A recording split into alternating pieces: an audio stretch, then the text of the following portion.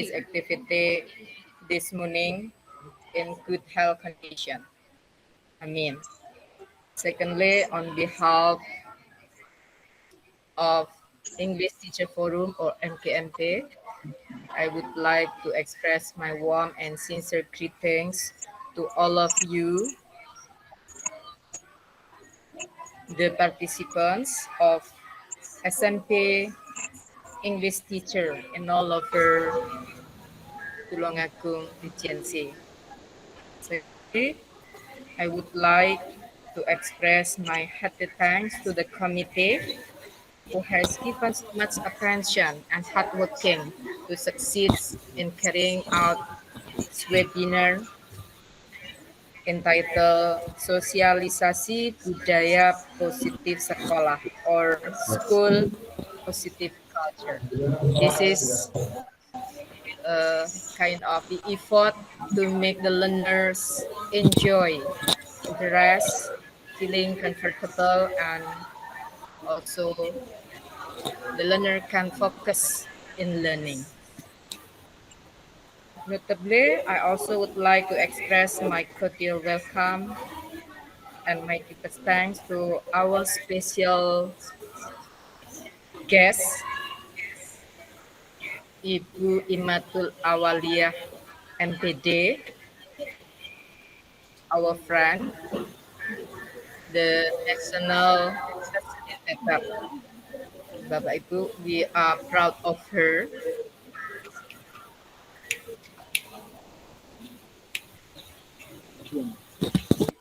Okay, Bapak Ibu, before we start, let me first outline the program of the webinar this morning. First, we will have an opening. The second, Song National Anthem Indonesia Raya. The third, speech of the chief of the English Teacher Forum. And next, speech of the program manager of the English Teacher Forum. And then prayer. And then continued by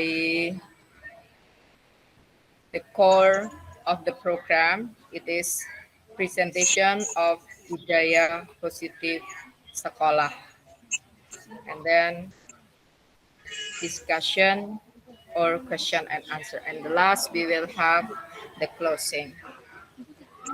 Well, Bapak and Ibu, we hope that this webinar will run smoothly and successfully. Now let's open this program by reading Bismillahirrahmanirrahim together. Bismillahirrahmanirrahim. Bismillahirrahmanirrahim. The next program is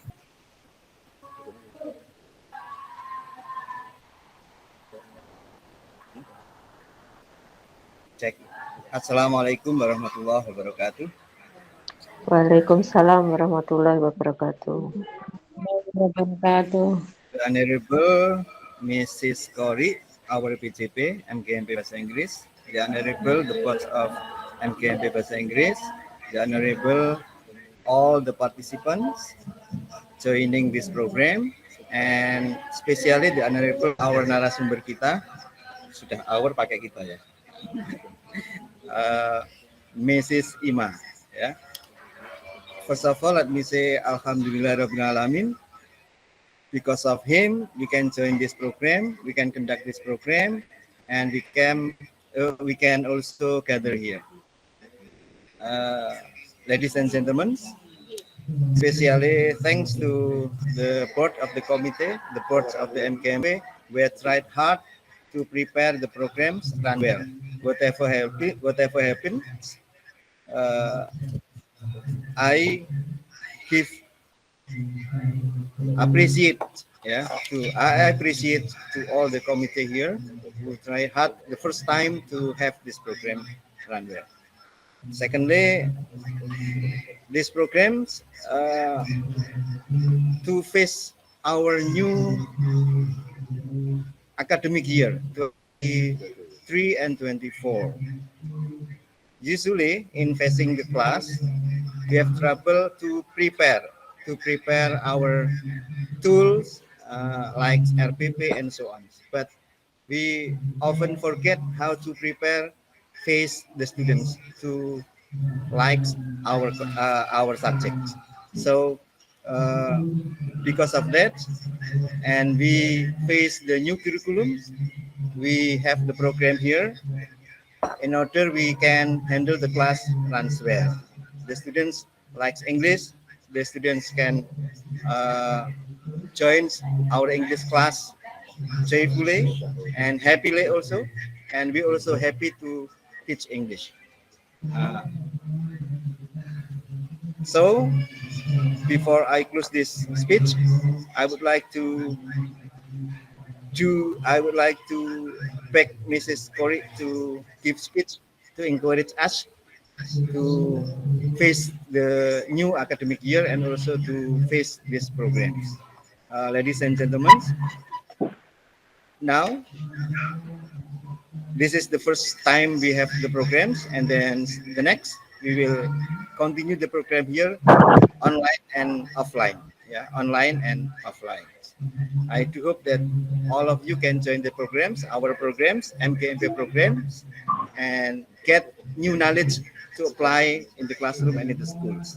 Especially appreciation to Bu Kun, Bu Ima, Bu Ani, Bu Leni, and Bu Elini, Mrs. Sony, and Bu Pak Mahfud, and also from SMP3. Terus, ya. Guru Stian, ya, Guru Ya. Stian.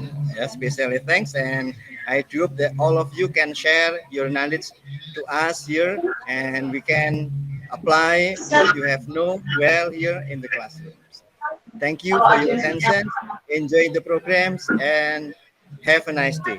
Assalamualaikum warahmatullahi wabarakatuh. Waalaikumsalam warahmatullahi wabarakatuh. Wabarakatuh.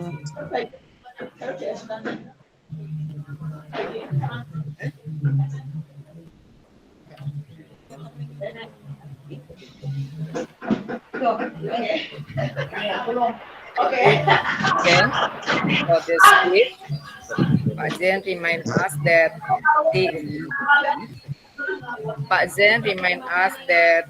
the objective of implementing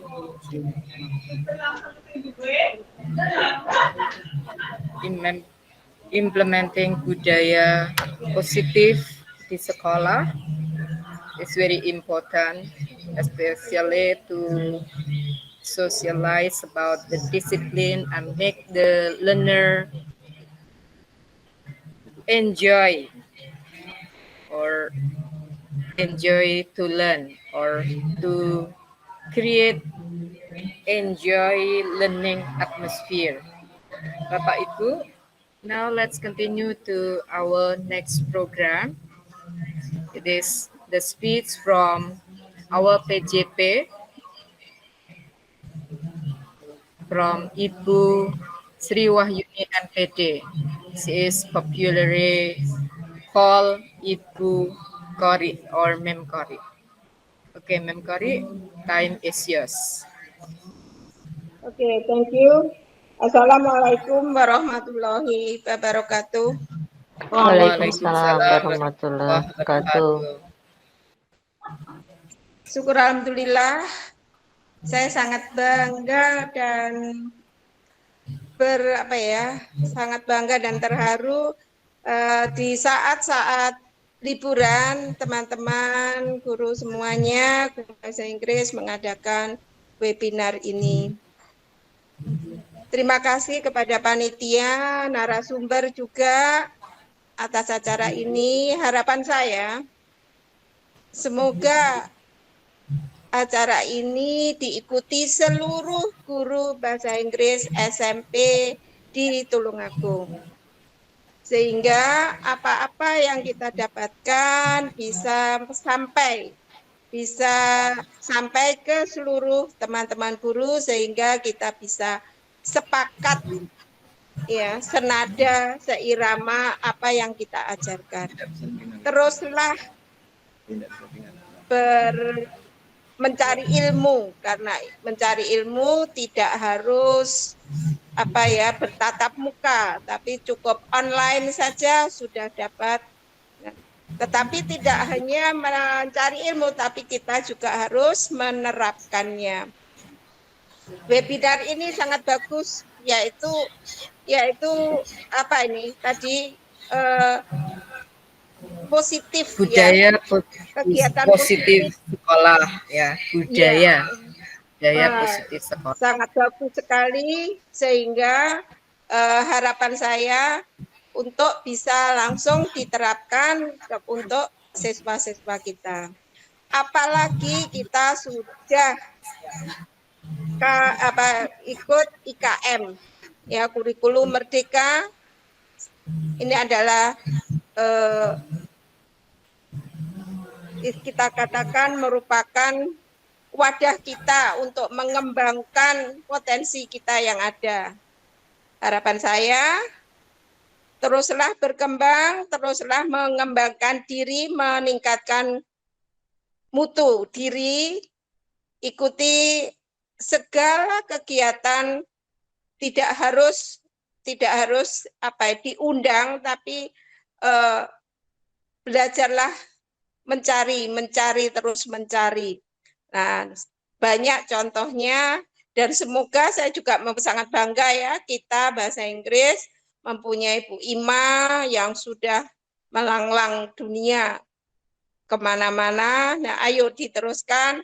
Yang lainnya juga harus ikut seperti Bu Ima. Bu Ima sangat membanggakan. Teman-teman yang lain silahkan. Bu Ani kelihatannya akan mengikuti itu dan seterusnya. Itu harapan saya. Teruslah meningkatkan mutu diri, jadilah guru yang menyenangkan. Guru yang menyenangkan, ya. Sekali lagi, jadilah guru yang menyenangkan. Akhir kata, wassalamualaikum warahmatullahi wabarakatuh. Waalaikumsalam warahmatullahi wabarakatuh.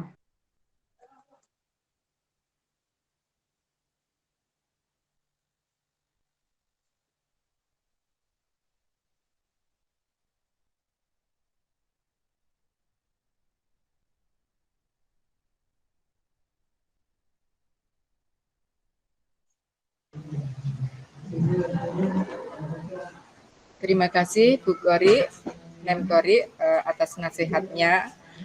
That we should always improve ourselves by joining online or offline workshop or webinar to improve ourselves, to improve our professional, untuk meningkatkan kemampuan kita sebagai guru profesional. Terima kasih, Nem. Now, let's join us in having a prayer. Bapak and Ibu, Bapak Siti Wijatmiko will lead the prayer. Silakan Pak Siti. Thank you. Assalamualaikum warahmatullahi wabarakatuh. Bismillahirrahmanirrahim. Alhamdulillahirrahmanirrahim. Wassalatu wassalamu ala asrafil anbiya wa mursalin sayyidina wa maulana Muhammadin wa ala alihi wa sahbihi ajmain, amma ba'du. Bapak, Ibu-ibu yang saya hormati, marilah sejenak kita bersama dan mendudukkan kepala bermunajat kepada Allah Subhanahu wa Ta'ala agar kegiatan kita hari ini diberkahi dan bisa berjalan dengan lancar. Dan bagi yang beragama Islam, kita akan bersama berdoa, dan bagi yang non-muslim silahkan menyesuaikan. Ya Allah, ya Rabb, dari ini Senin 3 Juli 2023, kami hendak menyelenggarakan webinar dengan berjudul Budaya Positif Sekolah dengan memohon ridha-Mu ya Allah dan izin-Mu, berkahilah semua langkah dan perbuatan kami, dan jadikanlah itu semua nilai ibadah dan nilai ilmu yang bermanfaat kepada kami. Ya Allah, ya Ghafur, Engkaulah Maha Pengampun atas segala dosa. Ampunilah dosa kami, dosa orang tua kami, dosa para pemimpin kami, dan dosa para pendola kami. Tempatkanlah kami dan mereka semua ke dalam lindungan rahmat dan ampunan-Mu. Ya Allah, ya Mujib, Engkaulah yang Maha Pengabulkan. Perkenankanlah doa dan permohonan kami. Rabbana atina fid dunya hasanah wa fil akhirati hasanah wa qina adzabannar. Walhamdulillah rabbil alamin. Ibu Elvi Nikmah MPD and Ibu Ani Purwani MPD. They are great teachers. Who are guru penggerak. Bu Elvi Nikmah is guru mengajar praktek, while Bu Ani is guru penggerak. Yeah. I hope that all of you will enjoy this program and all of you will get some knowledge, motivation, or maybe entertainment to improve ourselves to be professional teacher. From me, I am Siliani Sulaika. Let me close. Wassalamualaikum warahmatullahi wabarakatuh. Bu Elvi and Bu Ani, time is yours. Thank you, for the line. First, I would like to say Assalamualaikum warahmatullahi wabarakatuh.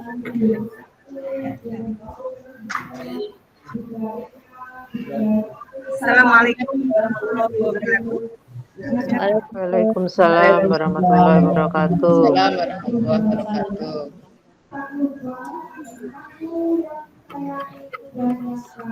I would like to say Alhamdulillah because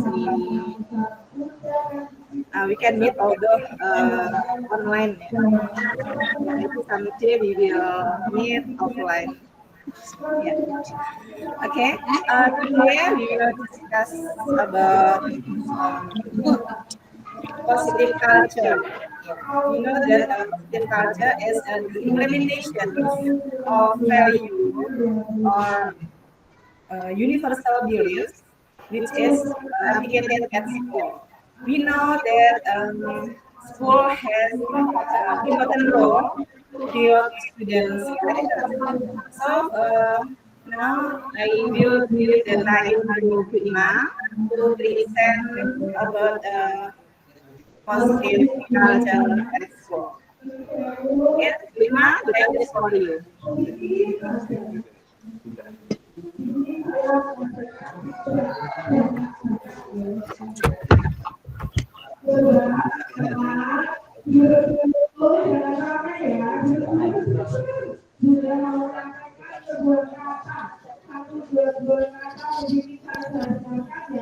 Okay, thank you very much for Bu Anis and Bu Elvi for time given to me. Baik Bapak Ibu, saya pakai bahasa Indonesia ya karena materi kita saat ini adalah berkaitan dengan budaya positif. Namun sebelumnya perkenankan saya untuk menyapa dulu Bapak Ibu. Apa kabar Bapak Ibu semuanya? Bapak Ibu. Alhamdulillah baik. Alhamdulillah sehat. Ya, sehat. Terima kasih Bapak Ibu. Baik, terima kasih pertama kali saya ucapkan kepada Bapak Ibu semua yang telah mengikuti webinar. Kita bertemu di ruang virtual ini. Ya, alangkah baiknya pada pagi hari ini kita bersama-sama memanjatkan puji syukur kehadirat Allah Subhanahu wa taala atas segala limpahan rahmat, hidayah, taufik dan nikmat yang tiada terhingga kepada kita semua, sehingga pada pagi hari ini kita masih diberi nikmat kesehatan untuk bertatap muka meskipun di ruang virtual ini. Oke, sebagai Muslim, marilah kita bersama kita sanjungkan sholawat dan salam kepada Rasulullah Shallallahu Alaihi Wasallam yang senantiasa kita harapkan syafaatnya di yaumul akhir nanti. Bapak Ibu yang saya hormati, saya banggakan, ya. Salam bahagia dan sehat selalu dari saya, ya, dari kami tim webinar MGMP Bahasa Inggris Kabupaten Tulungagung. Semoga berjalan dengan lancar. Tadi sudah diawali dengan pembukaan oleh Mem Anis, ya, kemudian dengan doa oleh Pak Sidik. Semoga apa yang kita jalankan nanti selama kurang lebih 45 menit ke depan berjalan dengan baik. Baik, Bapak Ibu, pada kesempatan ini saya ingin menyampaikan paparan tentang sosialisasi budaya positif di sekolah. Karena ini adalah bagian dari implementasi kurikulum Merdeka yang di kita semuanya, hampir semuanya telah mengimplementasikan kurikulum Merdeka untuk tahun pelajaran saat ini. Baik Bapak Ibu, untuk menyingkat waktu, kita langsung ke materi saja, ya. Izinkan saya share screen dulu.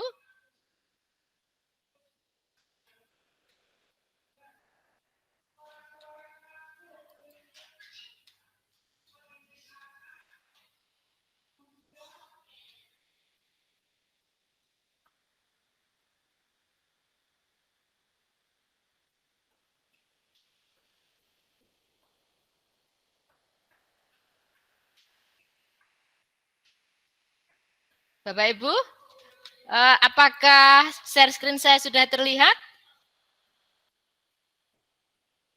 Sudah terlihat di layar Bapak Ibu share screen saya?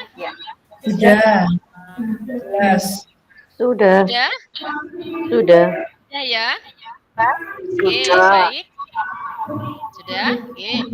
Baik Bapak Ibu, pada kesempatan ini ya saya ingin menyampaikan tentang budaya positif, ya, budaya positif di sekolah. Oke. Baik, sebelum saya lanjutkan, mohon izin ya, selama paparan saya sampaikan, silakan Bapak Ibu di-mute ya, silakan di-mute mikrofonnya. Oke, saya lanjutkan. Baik Bapak Ibu, pertama ya, kita mengenal bahwa Bapak pendidikan kita yaitu Ki Hajar Dewantara, ya, ternyata beliau memiliki filosofi pendidikan yang luar biasa. Kita yang saat ini berprofesi sebagai guru itu diibaratkan sebagai seorang petani yang memiliki peranan penting untuk menjadikan tanamannya tumbuh subur, ya. Nah, sebagai seorang guru, sebagai seorang petani ya di sini atau tukang kebun, kita seharusnya memastikan bahwa tanah tempat tumbuhnya tanaman untuk kita bercocok tanam itu tumbuh dengan subur, ya. Analogi tersebut ya kita dianalogikan sebagai seorang petani sama dengan seorang pendidik. Petani yang menanam padi dapat memelihara padi tersebut untuk tumbuh subur layaknya padi, memberi pupuk, kemudian membasmi hamanya, ya, menyiangi rumput-rumputnya. Nah, tentu saja padi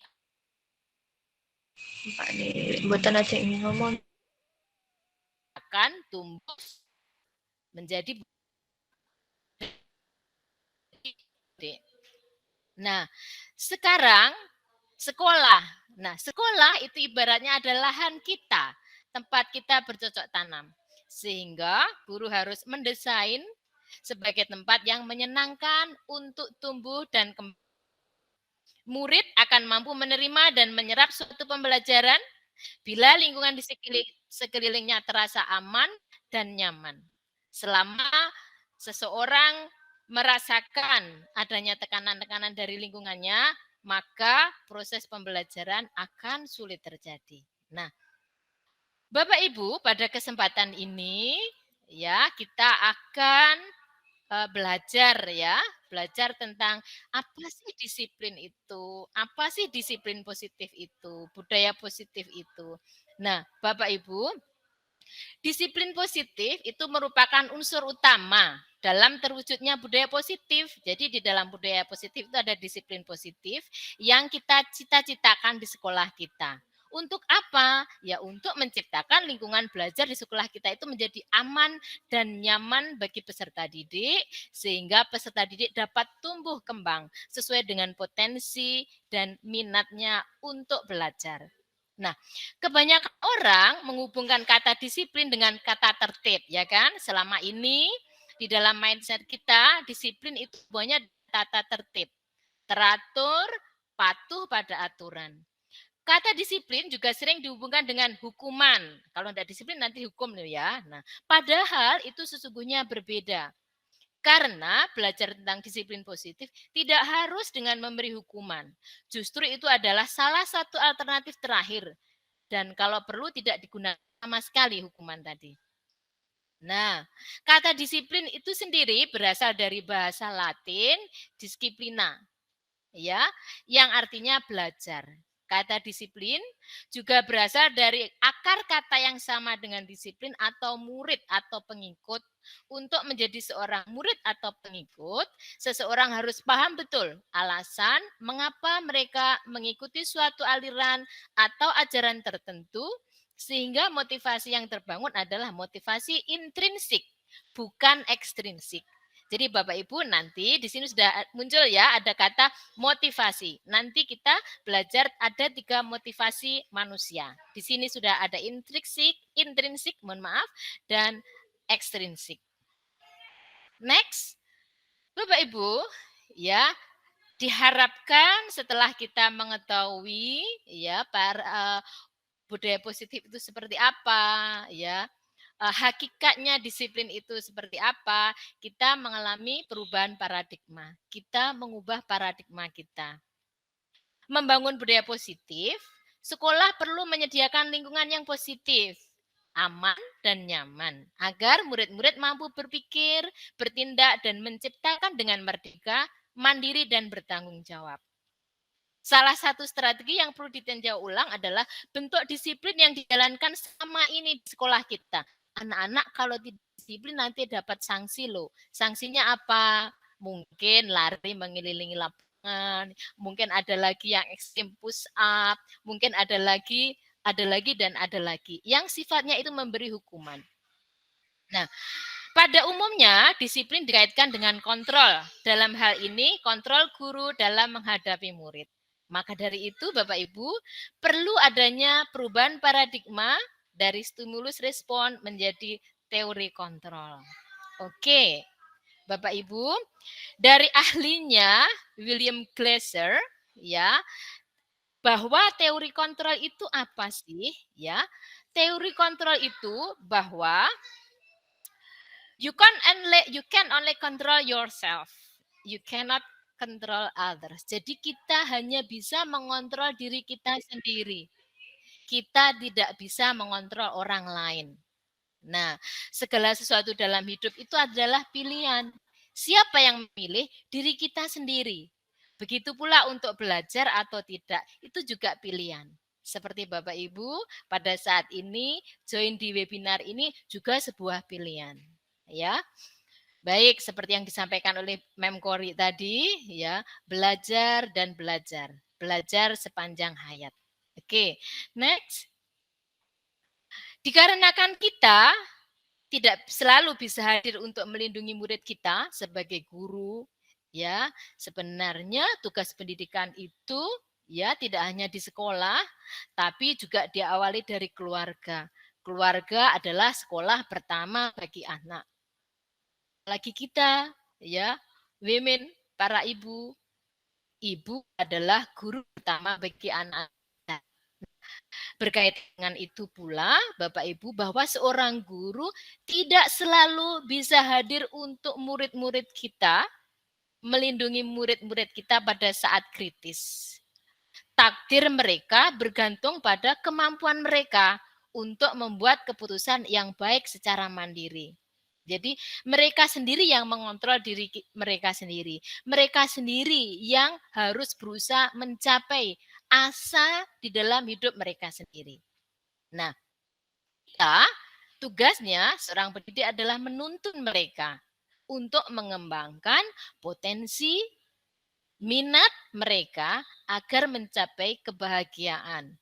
Nah, kita berharap mereka cukup kuat dan mandiri suatu hari nanti untuk mengevaluasi pro dan kontra dari situasi, menimbang risiko dan keuntungan, hasil melawan konsekuensi jangka panjang, dan membuat keputusan-keputusan yang baik. Next, Bapak Ibu, dikarenakan yang bisa mengontrol diri kita itu hanya kita sendiri. Nah, bagaimana caranya? Murid kita mengontrol diri sendiri dan membuat keputusan yang baik. Disinilah Bapak Ibu, kehadiran kita sebagai seorang guru diperlukan oleh anak didik kita. Karena anak didik kita adalah generasi penerus yang akan melanjutkan cita-cita bangsa Indonesia yang kita cintai ini. Bapak Ibu, dalam kehidupan manusia, itu ada 3 motivasi perilaku manusia. Yang pertama, untuk menghindari ketidaknyamanan atau hukuman atau sakit, hal-hal yang menyakitkan. Nah, ini adalah tingkatan paling rendah dari motivasi. Nah, kemudian seseorang melakukan sesuatu itu juga bisa termotivasi oleh motivasi jenis yang kedua, yaitu untuk mendapatkan imbalan atau penghargaan dari orang lain. Dan yang ketiga adalah motivasi pemenuhan diri pribadi. Motivasi ini yang akan membuat seseorang disiplin positif karena motivasi berperilakunya bersifat internal dan bukan eksternal. Tidak ingin memperoleh imbalan atau memperoleh penghargaan atau reward dari orang lain. Nah, tugas kita ada di mana?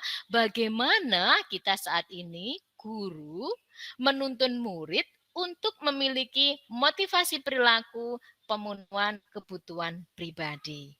Nah, di sini Bapak Ibu, peran kita sangat penting dalam menuntun anak didik kita memiliki motivasi perilaku untuk memenuhi kebutuhan pribadi.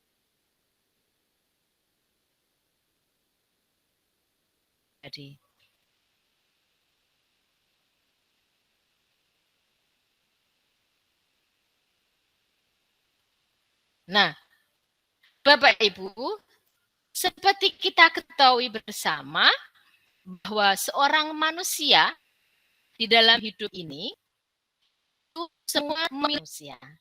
Ada 5 kebutuhan dasar manusia, Bapak Ibu.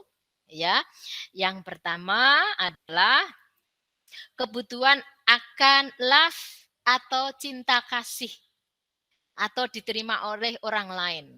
Keintiman, keakraban dengan orang lain, keanggotaan, keterhubungan. Nah, itu kebutuhan akan cinta kasih. Nah, kemudian ada juga yang kedua, yaitu power atau penguasaan. Kebutuhan ingin menguasai, kontrol, prestasi, kompetisi, pengaruh. Kita berada di lingkaran pengaruh yang mana. Nah, itu power. Nah, kemudian next, kebutuhan dasar manusia untuk memperoleh kebebasan atau freedom. Ya, kebebasan, merdeka, mobilitas, kemudian pilihan, kreativitas itu adalah kebutuhan dasar ingin bebas atau merdeka. Next, yang keempat adalah kebutuhan untuk merasa senang, kesenangan, hiburan, kegembiraan, tawa, belajar yang menyenangkan. Nah, kemudian yang terakhir adalah pemenuhan kebutuhan dasar survival atau bertahan hidup, yaitu ingin memperoleh keselamatan, keamanan, kesehatan, memiliki keturunan, dan sebagainya. Oke. Next, Bapak Ibu, bahwa dari kebutuhan dasar tadi, setiap manusia itu mempersepsikan kebutuhan dasar mereka secara berbeda, sehingga memiliki kebutuhan dasar yang tingkatnya berbeda-beda pula. Jadi kita di dalam kelas memiliki 20 siswa atau sampai 32 siswa per kelas. Tentu mereka memiliki kebutuhan dasar yang berbeda-beda tingkatannya. Jadi tidak hanya siswa, kita pun secara pribadi juga memiliki kebutuhan dasar yang berbeda-beda. Bapak Ibu, kemudian bagaimana tugas kita sebagai guru? Kita sebagai guru perlu memahami kebutuhan dasar murid agar bisa mengetahui cara menuntun mereka dengan tepat. Nah, bagaimana usaha kita? Kita mengontrol murid kita. Sebagai guru, bagaimana kita mengontrol murid kita? Nah, di dalam budaya positif ini, sebagai guru kita memiliki 5 posisi kontrol sebagai guru. Apa saja 5 posisi tersebut? Ya, yang pertama sebagai penghukum. Nah, posisi kontrol kita sebagai penghukum itu kita memberi hukuman fisik atau verbal. Seperti tadi mungkin anak-anak ketika datang terlambat, lari mengelilingi ke lapangan, itu mungkin hukuman fisik. Kemudian kalau hukuman verbal bagaimana? Kamu selalu saja terlambat misalnya. Itu termasuk kata-kata sebagai penghukum. Kamu selalu saja salah. Patuhi aturan saya. Awas ya nanti. Jadi sifatnya memberi ancaman hukum. Kita sebagai penghukum seorang guru. Ada lagi yang kedua, posisi kontrol kita sebagai pembuat merasa bersalah. Dengan kata-kata seperti ini, Ibu sangat kecewa sekali padamu. Ini contoh ya Bapak Ibu. Bagaimana coba kalau orang tua mengetahui hal ini, hayo, ini kamu bagaimana? Contohnya begitu. Ya, pasti malu kan? Nah, yang ketiga, posisi kontrol sebagai teman. Ya, bagaimana Bapak Ibu? Kata-katanya di antaranya, ayo bantulah Ibu, demi Ibu. Ayo, ingat. Ingat apa tidak bantuan Ibu selama ini? Ya sudah, tidak apa-apa kali ini nanti Bapak bantu beresin. Nah, pada saat seorang guru memposisikan diri sebagai teman, kita sebagai guru berusaha dekat dengan siswa. Kita sebagai teman kepada siswa. Ya, itu kita memposisikan diri sebagai teman. Yang keempat, sebagai pemantau. Kita memantau siswa pada saat melakukan kesalahan misalnya. Apa yang telah kamu lakukan? Sanksi atau konsekuensinya apa? Kalau kamu tidak mengerjakan PR, apa konsekuensinya? Nah, contohnya begitu. Oh, mengerjakan PR di luar kelas, Bu, misalnya. Itu konsekuensinya. Nah, yang terakhir, posisi guru sebagai manajer. Nah, kita tadi sebagai pemantau, sekarang sebagai manajer. Contohnya, apa yang kita yakini? Apa kamu meyakininya? Apa rencana kamu memperbaiki hal ini? Ini contoh ungkapan-ungkapan ketika kita memposisikan diri kita sebagai manajer, ya, posisi kontrol sebagai manajer. Baik, Bapak Ibu. Nah, ini diantaranya posisi 5 posisi kontrol seorang guru kepada siswanya. Ya, jadi sebagai penghukum, pembuat merasa bersalah, sebagai teman, pemantau ataupun manajer. Di tabel ini sudah lengkap Bapak Ibu ya. Tujuannya apa, yang dikatakan guru apa, hasilnya seperti apa, dampaknya seperti apa. Nanti Bapak Ibu bisa silakan dilihat sendiri ya, materinya nanti akan kami share di grup kita. Oke, saya lanjutkan Bapak Ibu. Nah, kemudian dari kelima posisi kontrol, tadi kira-kira posisi kontrol mana yang membantu para siswa kita sehingga memiliki motivasi intrinsik tadi. Tadi kan ada 3 jenis motivasi manusia. Yang terakhir yaitu motivasi intrinsik. Nah, posisi kontrol yang membantu murid memiliki motivasi intrinsik yaitu adalah sebagai manajer. Bapak Ibu ya. Nah, contohnya apa yang dikatakan guru, apa peraturannya? Kita bertanya kepada siswa. Apa yang kamu lakukan? Kalau kamu bersalah, apa konsekuensinya? Nah, akibatnya apa juga ke kamu? Apa yang kita yakini tentang tata tertib di sekolah kita misalnya. Ya. Oke, Bapak Ibu. Next, saya lanjutkan. Nah, sekarang ini contoh kasusnya. Ya. Oke. Saya kira nanti lebih bisa memahami. Ini contoh kasusnya. Nah, contoh kasus posisi kontrol guru ketika kita sebagai seorang penghukum kepada siswa kita. Dengan nada suara yang tinggi, bahasa tubuhnya ini bahasa tubuhnya ya, gesture kita ini gitu ya, kayaknya memang kita sebagai penghukum sudah mulai agak ada emosi-emosinya sedikit mungkin begitu. Nah, kemudian mata melotot, jari menunjuk-nunjuk, merhardik. Nah, ini contohnya. Terlambat lagi, pasti terlambat lagi jika ada sesuatu yang terlambat. Selalu saja datang terlambat. Kapan sih bisa datang tepat waktu? Mungkin dengan bahasa menunjuk-nunjuk seperti itu. Nah, Bapak Ibu, kita refleksi ya, refleksi untuk diri kita sendiri. Pada saat murid kita perlakukan seperti posisi kontrol kita sebagai penghukum, kira-kira bagaimana perasaan murid bila guru berbicara seperti itu tadi pada muridnya yang datang terlambat? Ya, kita bisa merefleksikan. Di saya, Bapak Ibu, ada siswa yang selalu datang terlambat. Dan saya jujur dan saya akui, saya juga pernah memposisikan diri saya sebagai penghukum. Ya. Oke. Nah, dari posisi kontrol kita sebagai penghukum tadi, kira-kira apa akibatnya? Akibatnya, kemungkinan murid juga marah, mungkin ada mendendam juga, atau bersifat agresif. Ya, bisa jadi itu sesudahnya. Nah, kemudian kembali duduk, murid tersebut akan melampiaskan kekesalannya, mungkin mencoret-coret bukunya atau meja tulisnya.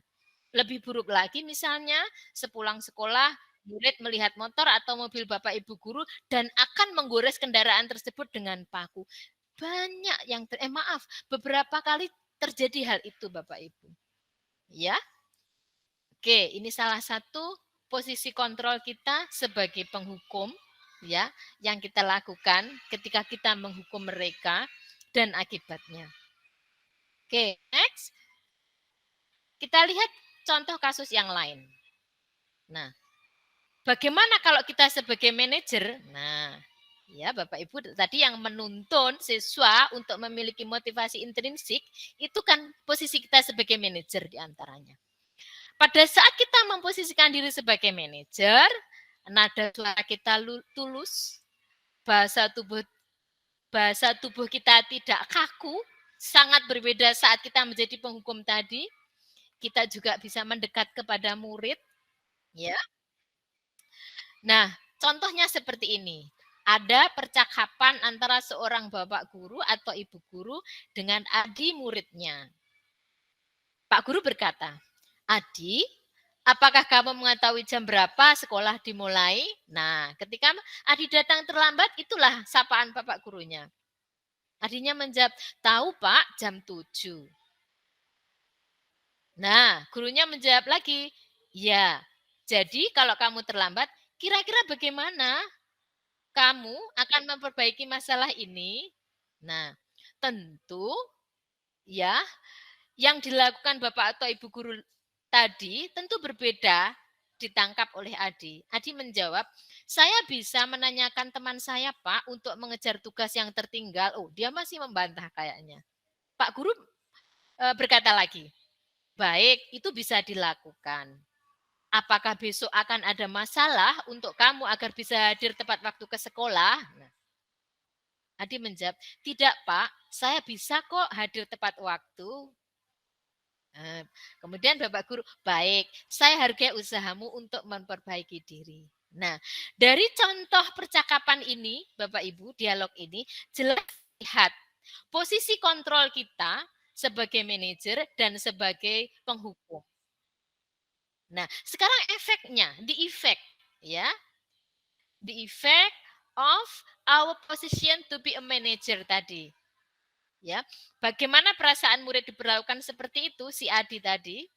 Pada posisi manajer, guru akan mengembalikan tanggung jawab pada murid untuk mencari jalan keluar permasalahannya, tentu dengan bimbingan guru. Pada saat memposisikan diri sebagai manajer tadi, seorang guru tadi, Pak Guru tadi, berusaha mengembalikan tanggung jawab Adi dan mencari jalan keluar dari permasalahannya. Mengapa Adi kok terlambat? Ya, tentu dibimbing. Misalnya masalahnya apa hingga datang terlambat, sering terlambat ke sekolah. Nah, Bapak Ibu tentu sangat berbeda ya antara posisi guru sebagai penghukum dan sebagai manajer. Oke, saya lanjutkan ya Bapak Ibu, tanya jawabnya nanti. Nah, Bapak Ibu, itu tadi 5 posisi kontrol kita sebagai guru. Nah, sekarang ada istilah baru buat kita, yaitu namanya restitusi. Nah, apa sih restitusi itu? Ya, tadi karena kita memposisikan diri kita dengan memilih posisi kita tadi, ketika siswa berbuat salah, ya, itu apa yang kita lakukan? Kita menerapkan restitusi. Restitusi adalah proses menciptakan kondisi bagi murid untuk memperbaiki kesalahan mereka. Ya, saya ulangi. Restitusi adalah proses menciptakan kondisi bagi murid untuk memperbaiki kesalahan mereka sehingga mereka bisa kembali pada kelompok mereka dengan karakter yang lebih kuat. Ini adalah disampaikan oleh Gosen. Nah, restitusi merupakan proses kolaboratif yang mengajarkan murid, ya, dari masalah tadi, mengajarkan murid untuk mencari solusi dari masalahnya dan membantu murid berpikir tentang orang seperti apa yang mereka inginkan, serta bagaimana mereka harus memperlakukan orang lain. Nah, secara singkat, sebenarnya restitusi itu adalah memperbaiki kondisi murid yang salah. Jadi kita tidak menghukum mereka, tidak ngejudge mereka, menghakimi mereka, kamu salah, bla bla bla bla begini.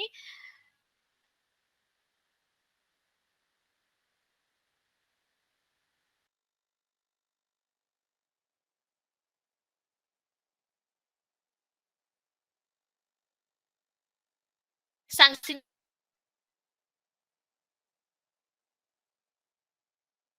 harus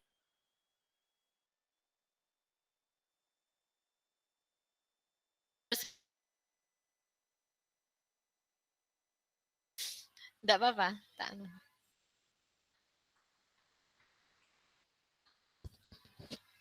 Baik Bapak Ibu,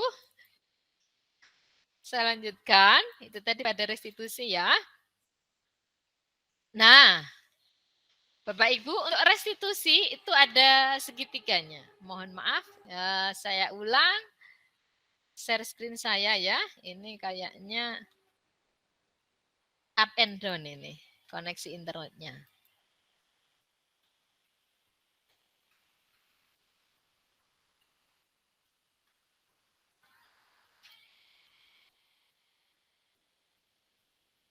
Oke. Nah, proses melakukan restitusi itu ada 3 langkah, Bapak Ibu, ya. Nah, ini dikenal dengan segitiga restitusi. Ya. Ada 3. Yang pertama adalah validasi kebutuhan. Ini di sisi ini ya, validasi kebutuhan. Kemudian menstabilkan identitas. Kemudian pada sisi sebelah kanan ini adalah menanyakan keyakinan. Nah, di sini ada beberapa pertanyaan ya, validasi kebutuhan misalnya. Kamu tentu punya alasan mengapa melakukan ini. Nah, adakah cara yang lebih efektif untuk mendapatkan apa yang kamu butuhkan? Nah, untuk menstabilkan identitas, ini contoh pertanyaannya, setiap orang pasti pernah melakukan kesalahan. Atau kamu bukan satu-satunya yang pernah melakukan hal ini. Kemudian kita akan menanyakan keyakinan, nilai-nilai apa yang telah kita sepakati tadi, ya, setelah melalui proses itu, kamu ingin menjadi orang seperti apa? Nah, ini adalah langkah-langkah restitusi, Bapak Ibu. Nah, ini contohnya ya. Yang pertama, menstabilkan identitas. Tentu dengan menstabilkan identitas atau stabilize identity, bertujuan untuk mengubah identitas anak dari orang yang gagal karena melakukan kesalahan tadi menjadi orang yang sukses. Jadi orang yang melakukan kesalahan itu bukan suatu kegagalan. Bukan berarti kalau mereka salah itu mereka gagal, ya, Bapak Ibu. Jadi kita tidak boleh menghakimi anak ketika berbuat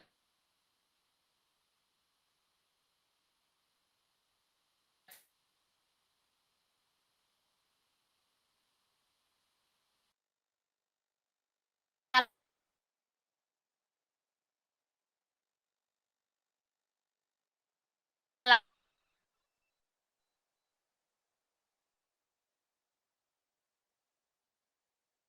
Mereka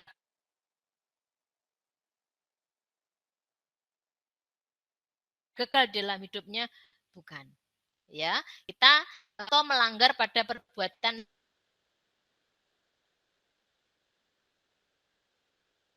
si anak, dengan begitu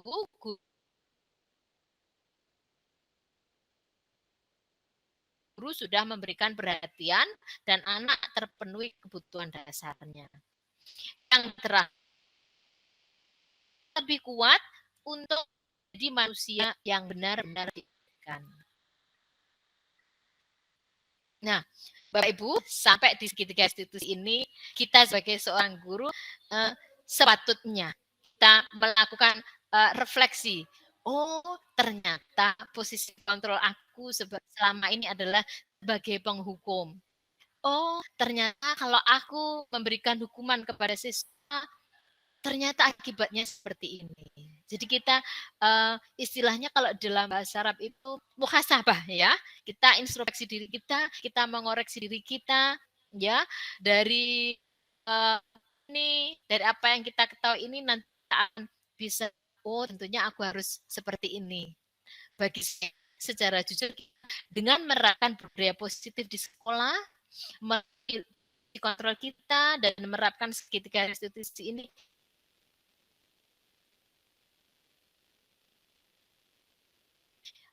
kita akan menjadi guru yang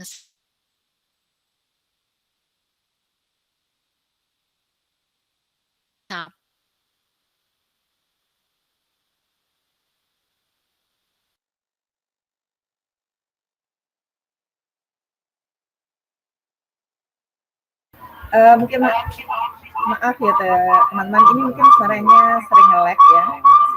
Mungkin cuma ini aja bahwa emang kadang untuk webinar secara online ya seperti ini kadang-kadang, dan ini mungkin tadi seperti kata Mbak ada the first experience ya untuk English Teacher Forum mengadakan webinar. Ya, sambil menunggu Bu Ima suaranya masuk di sini ya. Nanti teman-teman silahkan bertanya menggunakan chat room ya. Nanti pertanyaan akan dimunculkan di screen. Ya. Kemudian mungkin selama ini kita tahu bahwa kita sering melakukan hal seperti kontrol sebagai penghukum, gitu ya. belum menjadi sebagai Oke, manajer, Bapak karena Ibu. kita selalu menyalahkan, kita tidak, bahkan kita sering selesai mengajar itu sebenarnya, oh ya, iya, Dikonek. halo, iya, Bu Ima sudah bisa masuk nih, iya.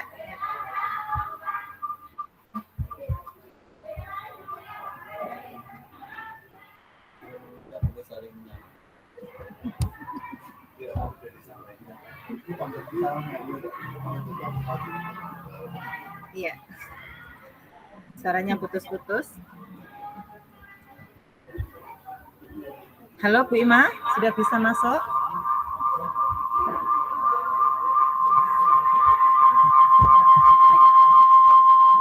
Sambil menunggu Bu Ima untuk masuk suaranya. Mungkin tadi saya agak lupa tadi untuk membacakan kurikulum vitae-nya Bu Ima tadi ya. Bu Ima maaf, tidak membacakan kurikulum dari pematerinya. Yang kita tahu sekarang bahwa Bu Ima adalah menjadi fasilitator untuk program guru penggerak angkatan 13 ya Bu Ima. Iya. Beliau sekarang sedang menjadi fasilitator untuk guru penggerak. Materi ini, materi budaya positif ini berada di modul 1.4. Jadi mungkin Bu Ima ingin memberikan apa yang beliau peroleh untuk teman-teman di sini. Mungkin karena tidak semua teman-teman di sini itu mengikuti program guru penggerak. Meskipun sudah banyak ini ya. Bu Ani ini sudah selesai, beliau malah dapat sertifikat untuk menjadi pengawas ini ya. Oh, sudah. Ya, Bu Ima monggo. Ya, Bu Ima, halo. Oke. Halo. Monggo dilanjutkan. Sudah jelas ya. Bu Elvi suara saya? Oke, sudah jelas ya. Monggo, silahkan. Oke, baik. Bapak Ibu, kami mohon maaf ya, kami beserta tim Bapak Ibu di MGMP Bahasa Inggris Teacher Forum Tulungagung. Koneksi internetnya di sini up and down ya, insya Allah, karena ini juga masih pertama kali kita lakukan. Ya, alangkah bijaknya kalau nanti kita merefleksikan pengalaman kita, Bu Elvi ya. Kita akan merefleksi pengalaman kita hari ini. Ya, selama ini nanti kita kenal adalah ada experience is the best teacher, tapi saat ini kita ubah menjadi kita merefleksikan pengalaman kita. Iya, semua kalau setiap acara, setiap bahkan mengajar pun perlu refleksi Bu Ima, gitu kan ya. Monggo Bu Ima dilanjutkan. Ya. Oke, terima kasih Bu Elvi. Bapak Ibu mohon maaf, mohon izin saya lanjutkan ya. Jadi kita sampai di segitiga restitusi. Nah, bagaimana kita menerapkan restitusi tersebut? Nah, Bapak Ibu, dari judulnya tadi, penerapan budaya positif di sekolah itu sangat bisa kita terapkan di sekolah kita, ya. Tidak harus di sekolah yang sekolah yang maju, sekolah di kota, sekolah yang dulu ini sekolah favorit, sekolah rujukan, tidak harus. Semuanya bisa dilakukan dimanapun ya, kita bisa menerapkan budaya positif ini, yaitu diantaranya dengan keyakinan kelas. Nah, kita sebagai guru ya, karena kita memberikan pendidikan kepada anak-anak, bahkan kita tidak hanya mendidik tapi juga mengajar, mentransfer our knowledge to our students, kita mentransfer ilmu pengetahuan kita kepada siswa. Jadi ladang kita ada di dalam kelas ya. Bapak Ibu, kita menerapkan keyakinan kelas. Nah, apa sih keyakinan kelas itu? Tujuannya apa? Keyakinan kelas itu bertujuan untuk menjaga agar murid senantiasa berperilaku sesuai dengan yang diharapkan berdasarkan nilai-nilai kebajikan universal. Nah, kemudian segitiga restitusi bagaimana dilakukan? Kapan? Jika ada perilaku yang tidak sesuai dengan keyakinan kelas tadi. Ya. Kemudian segitiga restitusi itu memang membutuhkan waktu khusus dan dilakukan secara pribadi. Segitiga restitusi itu bersifat tawaran bukan paksaan. Nah, jika kita tidak punya waktu untuk interview dengan siswa, dilakukan, kita melakukan intervensi 30 detik. Kapan dilakukan? Saat perilaku yang tidak sesuai dengan keyakinan kelas, ya. Guru belum mempunyai banyak waktu, kita belum mempunyai banyak waktu untuk melakukan interview, kita bisa melakukan intervensi 30 detik. Ya, intervensi 30 detik itu apa? Kita memberikan pertanyaan-pertanyaan kepada siswa, ya, yang menuntun mereka untuk menyadari kesalahannya dan memperbaiki kesalahannya sesuai dengan keyakinan kelas yang telah disepakati bersama tadi, Bapak Ibu. Nah, Bapak Ibu, bentar. Nah, ini ya, kenapa disebut dengan keyakinan kelas? Kok bukan peraturan kelas, ya? Nilai keyakinan kelas itu disepakati bersama oleh para siswa yang ada di dalam kelas. Keyakinan kelas adalah nilai-nilai kebajikan yang disepakati bersama secara universal. Memotivasi secara intrinsik.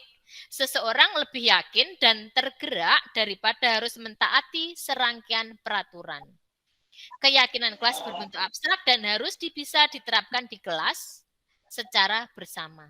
Semua warga kelas ikut berkontribusi dalam pembuatan keyakinan kelas. Dibuat dengan kalimat positif. Nah, Bapak Ibu, keyakinan kelas itu dibuat oleh siapa? Oleh siswa sendiri. Oleh seluruh warga di dalam kelas itu. Kita sebagai guru tetap hadir di sana. Kok dilepas sendiri, melakukan sendiri? Bukan. Tetapi kita menuntun siswa menggali nilai-nilai kebajikan yang telah disepakati bersama tadi. Nilai-nilai kebajikan universal. Contoh, anak-anak di kelas kita itu kan mulainya jam 7. Boleh enggak misalnya kalau kamu datang terlambat? Anak-anak pasti menjawab, tidak boleh. Nah, poin pertama, anak-anak bisa melakukan keyakinan kelas, datang tepat waktu. Ya, usahakan dibuat dengan kalimat positif, bukan kalimat negatif. Ya, jadi di dalam keyakinan kelas itu tidak mencantumkan hukuman, tidak mencantumkan sanksi. Ya, pertama misalnya datang tepat waktu, mengerjakan tugas tepat waktu, misalnya begitu, mengerjakan tugas secara bersama-sama dengan teman-teman. Jangan sampai ada kata-kata yang sifatnya itu negatif. Misalnya, jika datang terlambat, membayar denda. Itu tidak diizinkan, Bapak Ibu. Tidak diperkenankan.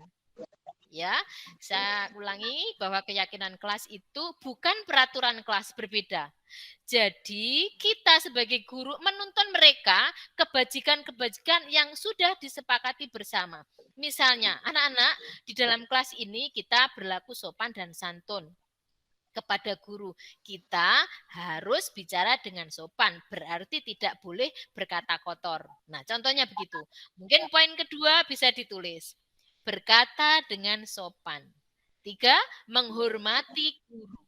Nah, jadi poin-poin dari kesepakatan kelas ini bisa dicantumkan yang disepakati bersama oleh para siswa. Secara otomatis dan wajib kita dampingi. Bukan anak, wes Caca, anak-anak silahkan buat keyakinan kelas sendiri, terus kita tinggal keluar. Itu tidak diperkenankan. Kita tetap menuntun mereka. Ya, menuntun mereka untuk menggali nilai-nilai kebajikan dari mereka sendiri. Kalau mereka yakin bahwa itu baik, tentu mereka yakin dan mengetahui bahwa itu baik ataupun buruk. Ya. Nah, ketika mereka melanggar, disitulah peran kita sebagai posisi kontrol. Tadi kita pilih posisi kontrol yang mana? Nah, tadi kan sebagai manajer ya, yang menumbuhkan motivasi intrinsik. Nah, disitulah kita juga melakukan proses segitiga restitusi. Nah, demikian Bapak Ibu ya, contohnya. Nah, Bapak Ibu, ini keyakinan kelas. Setiap murid akan meyakini setelah terbentuk, kalau kita gali potensi nilai-nilai kebajikan dari mereka sendiri, setiap murid akan meyakini dan melaksanakan hal-hal baik yang telah disepakati tersebut. akan memberikan dampak yang baik bagi dirinya. Nah, itu Bapak Ibu nggih. Nah, itulah keyakinan kelas, sangat mudah kok. Ya, sekali lagi anak tetap kita pandu, anak tetap kita tuntun untuk menggali hal-hal yang baik itu tadi. Setelah menggali hal-hal yang baik, mereka yakin bahwa itu baik dan mereka akan menaatinya sendiri dengan sukarela tanpa merasa dipaksa. Nah, Bapak Ibu, ini hanya contoh. Kebetulan saya memang sudah menerapkan sejak tahun pelajaran kemarin. Ini adalah salah satu keyakinan kelas yang mereka sepakati ada 10 poin. Ya. Nah, Bapak Ibu, harusnya ini tidak ada kata tidak. Namun karena mereka ini sudah menyepakatinya, ya, saya izinkan mereka tetap menggunakan kata tidak di sini. Kebetulan karena ini masih belajar. Kemudian di sini ada juga kata no bullying. Nah, ini ada 10 poin ya dari keyakinan kelas yang dilakukan oleh kelas salah satu yang kelas saya ajar yaitu kelas 9C. Nah, sini misalnya ada anak yang pas saya menjelaskan itu bicara sendiri. Saya hanya menunjukkan, kamu sudah agar keyakinan kelas poin keberapa? Oh, poin kedua, Mem. Terus harus bagaimana? Itu konsekuensinya. Saya harus diam. Ya, tuh. Nah, kemudian ini misalnya ada yang membuang sampah di bawah bangkunya. Saya tanya, kamu sudah melanggar keyakinan kelas ke poin berapa? Poin 7. Apa konsekuensinya? Membuang sampah di tempat sampah. Jadi dengan demikian kita tidak memberi hukuman Bapak Ibu. Anak-anak melakukan konsekuensinya. Kalau dia melanggar, konsekuensinya apa? Oke. Jadi ini adalah salah satu contoh keyakinan kelas yang belum sempurna. Karena di sini masih ada beberapa mengandung kalimat yang negatif. Namun tidak apa-apa, ini masih belajar ya. Bapak Ibu, belum bisa sempurna memang. Oke, saya lanjutkan. Nah, itu tadi ini saya sudah diingatkan 10 menit lagi. Ciri-ciri restitusi yang membedakan dengan program disiplin lainnya. Ya, tentu ada bedanya restitusi dengan disiplin. Restitusi bukan untuk menebus kesalahan, namun untuk belajar dari kesalahan. Bapak Ibu sekali lagi, we don't blame our students, ya. Kita tidak menyalahkan siswa secara total langsung tidak, tetapi kita menuntun siswa untuk belajar dari kesalahannya. Restitusi memperbaiki hukuman, restitusi adalah tawaran dan bukan paksaan. Restitusi menuntun untuk melihat ke dalam diri. Restitusi mencari kebutuhan dasar yang mendasari tindakan. Jadi kebutuhan dasar, 5 kebutuhan dasar tadi ya Bapak Ibu. Restitusi adalah cara yang paling baik. Restitusi fokus pada karakter bukan tindakan. Restitusi itu menguatkan. Jadi tidak seperti disiplin yang selama ini kita pahami, kalau tidak disiplin nanti dihukum, tidak demikian. Restitusi mengembalikan murid yang berbuat salah pada kelompoknya untuk menguatkan karakternya. Oke Bapak Ibu, itu tadi adalah di antara penerapan budaya positif yang telah saya sampaikan. Kemudian apa manfaatnya penerapan budaya positif ini di sekolah kita? Di antaranya ya, menumbuhkan budaya positif, khususnya disiplin positif kepada siswa tanpa adanya rasa terpaksa, namun meyakini budaya tersebut adalah perwujudan yang baik bagi kehidupan mereka. Ya, kemudian dengan menerapkan budaya positif, kita sebagai guru dalam posisi kontrol yang tepat untuk menyikapi permasalahan yang terjadi pada murid, berlatih menjadi seorang manajer dalam menyelesaikan permasalahan. Kita tidak menghakimi siswa. Kamu salah, kamu harus dihukum, tidak. Tetapi kita berlatih menghargai siswa untuk menyelesaikan permasalahannya. Yang ketiga, memahami tujuan perilaku anak dalam memenuhi kebutuhan dasarnya sehingga dapat menempatkan diri dan menyikapi perilaku anak. Selanjutnya, dengan penerapan budaya positif, memahami segitiga restitusi, sehingga dapat membentuk karakter anak yang lebih kuat untuk kembali pada kelompoknya dan diterima lagi. Ketika anak bersalah, kita tuntun anak untuk bisa menyadari kesalahannya, memperbaiki kesalahannya, membentuk karakter kuatnya, dan dia bisa diterima kembali oleh teman-temannya. Yang terakhir, memahami setiap momen pembelajaran maupun kegiatan di luar pembelajaran adalah seni riset yang dapat digunakan untuk menerapkan budaya positif dalam menumbuhkan disiplin positif anak. Bapak Ibu, yang selanjutnya adalah thank you. Bapak Ibu, demikian tadi paparan kami terkait dengan budaya positif yang mungkin bisa kita terapkan di sekolah. Tentu karena ini kalau hal baru sih bukan ya, cuman kita itu tadi merubah paradigma kita, merubah mindset kita. Kita tidak lagi menjadi penghukum, ya, tidak lagi menjadi pembuat rasa bersalah kepada anak-anak, ya, tapi kita insya Allah akan berusaha menjadi mengubah posisi kontrol kita menjadi seorang manajer sehingga siswa bisa kembali kuat karakternya, bisa memperbaiki kesalahannya. Bapak Ibu, paparan yang saya sampaikan itu tentu sangat jauh dari kata sempurna. Dari saya memaparkan tadi 30 menit ke belakang tadi pasti banyak yang salah ucap, ya, salah saya dalam bertutur kata, saya mohon maaf, ya. Sebelumnya saya kembalikan, sebelum ke sesi tanya jawab, saya kembalikan dulu kepada Ibu Elvi selaku moderator. Saya akhiri paparan saya sekali lagi. I do apologize for my faults and my mistakes. Assalamualaikum warahmatullahi wabarakatuh. Waalaikumsalam warahmatullahi wabarakatuh.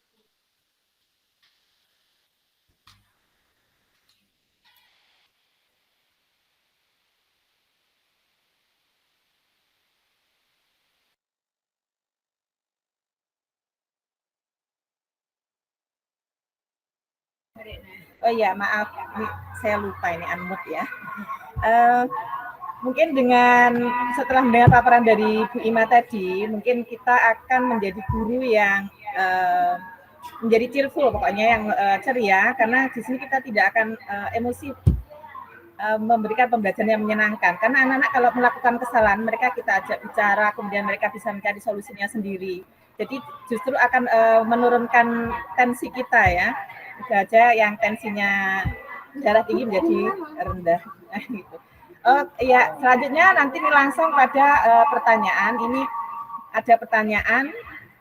Ya, monggo Bu Ima, di sini sudah di layar sudah disajikan tentang pertanyaannya. Mohon diberi tip memberi motivasi siswa yang jitu. Ini tadi dari Bu Mustika kalau nggak salah ya. Sehingga siswa dengan kesadaran sini senang belajar bahasa Inggris.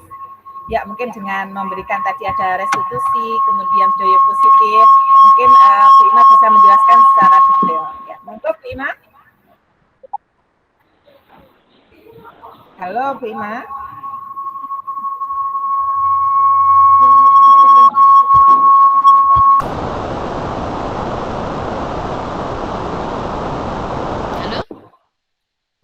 Halo Bu Elvi.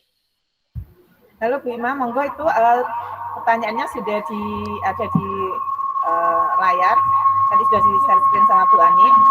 Mohon diberi tips memberi motivasi siswa yang jitu sehingga siswa dengan kesadaran diri senang belajar bahasa Inggris. Ya, monggo Bu Ima. Ini pertanyaan dari Bu Mustika kalau nggak salah tadi ya. Ya, terima kasih Bu Elvi.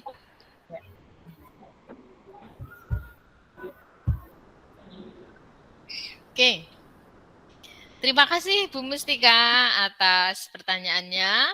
Bapak Ibu semua, kita sebagai guru bahasa Inggris ya, selama ini kita ketahui bahwa di dalam kurikulum 2013 ya, kita sudah lebih dari, mungkin ada yang seperti kita, saya, Bu Ani, Bu Elvi, Pak Zainul ini more than 20 years menjadi guru, ya.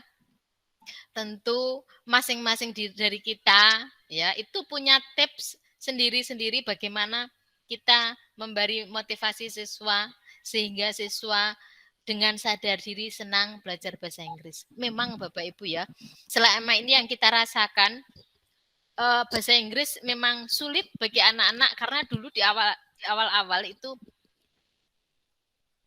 kayak begini, bahasa Inggris itu kayak momok ya dulu paling sulit ya.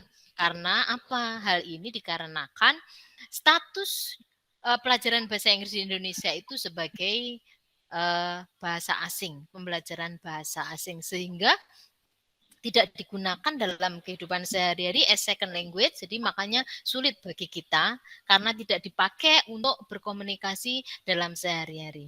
Nah, tentu ini menjadi pertanyaan tidak hanya Bu Mustika, saya juga Ibu ya.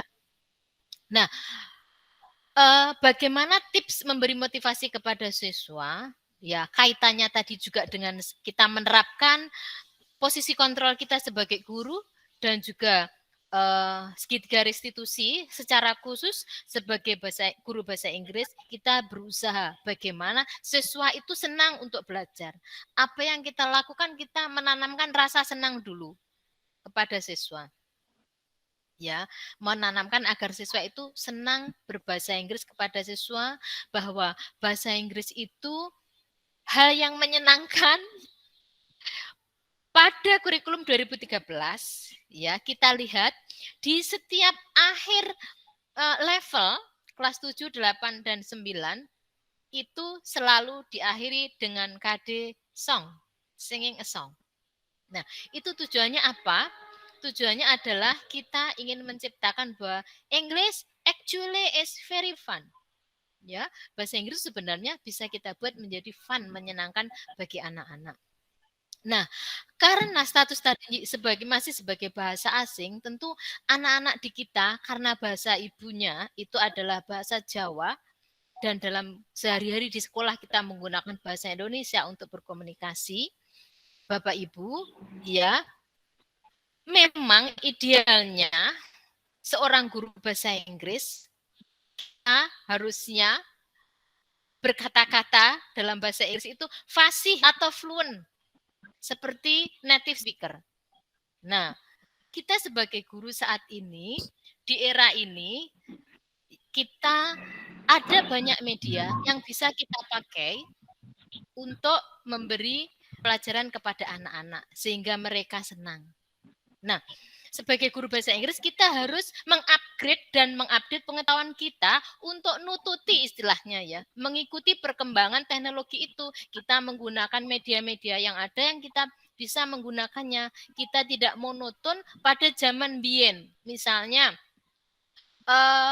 dulu kan ada metode parroting itu ya, menirukan itu tentu untuk kalau diterapkan saat ini sangat menjenuhkan. Karena apa? Kita banyak media-media yang kita pakai. Ya, misalnya ada aplikasi Reels di Instagram, kemudian TikTok. Nah, media-media itu karena saat ini disenangi siswa, karena siswa senang untuk belajar, senang dengan media TikTok, senang dengan media Reel di Instagram, kita bisa menggunakan media-media itu untuk belajar sehingga mereka senang. Nah, atau karena nanti berkaitan juga dengan pembelajaran berdiferensiasi yang kita terapkan di kelas, anak-anak kita berikan situasi fun ya untuk saat ini, mengumpulkan tugasnya sesuai dengan minat yang mereka miliki. Mereka berminat misalnya mengumpulkan tugas menggunakan picture, silahkan. Menggunakan reel, silahkan. Menggunakan rekaman suara, silahkan. Menggunakan video, silahkan. Menggunakan vlog, silahkan. Nah, untuk saat ini, ya media-media itu memberikan rasa fun kepada anak-anak sehingga mereka akan termotivasi senang untuk belajar bahasa Inggris. Sekali lagi, sebagai guru bahasa Inggris, kita harus selalu mengupdate dan mengupgrade ya perkembangan ilmu pengetahuan dan teknologi saat ini. Mungkin ini salah satu dari ya Bapak Ibu, salah satu yang mungkin bisa menjadikan solusi agar bahasa Inggris itu fun. Itu yang pertama. Yang kedua, Bapak Ibu, sesuai dengan teori TEIL, Teaching English as international language ya Bapak Ibu, bahwa ketika anak berusaha, they try to speak up, mereka berusaha untuk mengucapkan kata-kata dalam bahasa Inggris, itu jangan selalu berpedoman harus fluent kayak native speaker, tidak, karena berdasarkan Teaching English as International Language itu bukan English saja sekarang, menjadi Englishes ya, Englishes ditambah IS tadi ya. Jadi ada Japanese English, ada Chinese English, ada Japanese English, mungkin ada Tulungagungis English ya. As long as the audience can understand the speaker, itu sudah bisa kita terima Bapak Ibu. Ya. Jadi ketika kita pergi ke Jogja for example, kita tahu guide di sana, ya ibu-ibu yang di sana itu menjadi guide menggunakan bahasa Inggris, tapi bahasa Inggrisnya dengan medok bahasa Jawa khas Jogja. Dan turisnya mengerti enggak? Mengerti kan? Nah, itu sudah bisa diterima Bapak Ibu. Jadi enggak harus fluent, terus pelafalannya betul benar sekali kayak American atau British, tidak selalu. Jadi dengan demikian anak-anak bisa merasa tidak, wah kok salah sih, tidak merasa disalahkan terus-menerus. Mungkin ini tip yang selama ini saya terapkan, ya. Saya hanya berbagi di sini. Jadi kalau ada teman-teman punya ide yang lain, monggo silahkan. Mungkin itu yang bisa saya sampaikan, Bu Elvi. Oh iya, ya Bu, terima kasih. Mungkin Bu Mustika, kita memang harus mengikuti perkembangan teknologi. Mungkin anak-anak senang kalau menggunakan media sosial. Tadi disebutkan oleh Bima, Instagram dan TikTok ya sekarang. Jadi anak-anak kita bebaskan untuk produknya sebagai pembelajaran diferensiasi, mungkin di diferensiasi produknya, atau mungkin boleh di prosesnya, ya, atau kontennya. Mungkin anak-anak yang senang diterangkan langsung, ya kita terangkan langsung. Mungkin ada anak-anak yang senang lewat video, mungkin bisa menggunakan video, lewat gambar, dan lain sebagainya. Untuk pembelajaran seperti dulu pernah Bima sudah memberikan materi pembelajaran berdiferensiasi. Untuk pertanyaan selanjutnya, atau mungkin bisa juga, monggo, ini sudah, mohon dijelaskan lagi tentang cara menghadirkan motivasi instruksi siswa agar senang belajar bahasa Inggris. Iya, ini dari Bu Bakti ya. Monggo Bu Ima, gimana cara tadi ada hubungannya dengan kontrol tadi ya, posisi kontrol kita gitu, untuk menghadirkan instruksi siswa. Monggo Bu Ima. Terima kasih Bu Bakti atas pertanyaannya. Saya kira masih ada kaitannya ya juga tadi dengan pertanyaan dari Bu Mustika.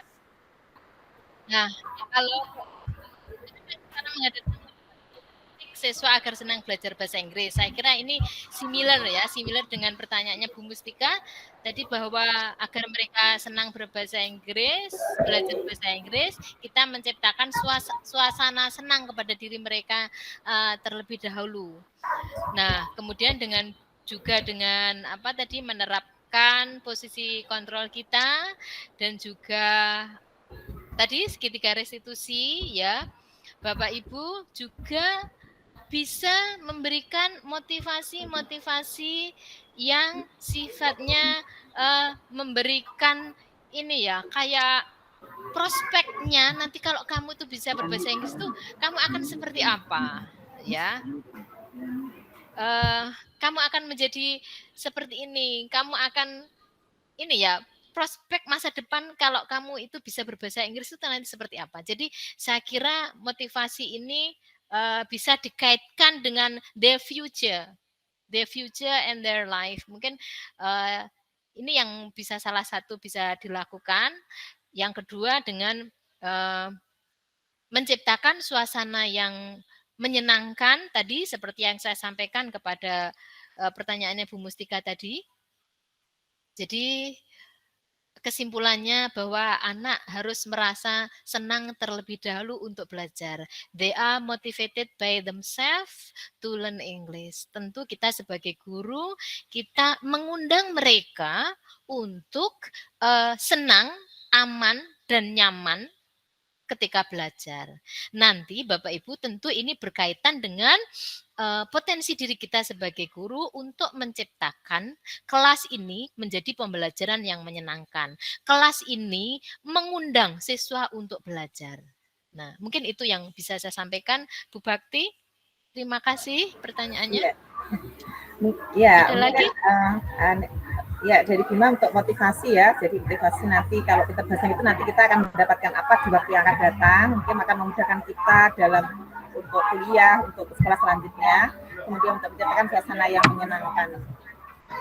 Ya, mungkin juga ada, mungkin bisa tes diagnostik ya Bima. Oh, untuk anak-anak itu mungkin bisa apa ya, kesenangannya apa yang mereka nggak suka dalam pelajaran bahasa Inggris, apa yang mereka suka. Ada tesnya, ada kognitif dan non kognitif ya Bima. Mungkin dari non kognitif kita tanya, kira-kira apa ya anak yang membuat kamu suka bahasa Inggris, kira-kira bagaimana, dengan jadi kita bertanya pada mereka. Seperti itu mungkin. Oh, ini ada lagi Bima.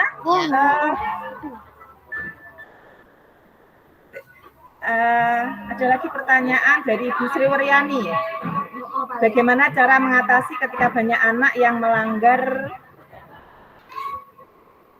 kesepakatan berjamaah? Oh ya, monggo Bima, ini gimana kalau sudah ada keyakinan kelas ternyata mereka masih melanggar, kira-kira gimana gitu Bu Bima solusinya?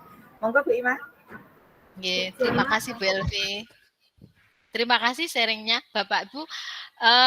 Hal yang terpenting pada sesi kita saat ini, kita di forum manapun ketika belajar ini keywordnya kita ini adalah sharing ya, berbagi. Jadi yang Bapak Ibu yang memiliki praktik baik atau best practice silakan berbagi. Kita ada forum ya, forum khusus kita yaitu teman-teman bahasa Inggris di MGMP Bahasa Inggris ini bisa kita nanti bisa diskusi bersama, kita bisa sharing, menentukan hari dan waktunya untuk saling berbagi praktik-praktik baik kita semua. Jadi dalam pertemuan-pertemuan seperti ini, baik daring maupun luring, keywordnya adalah kita adalah saling berbagi, sharing ya.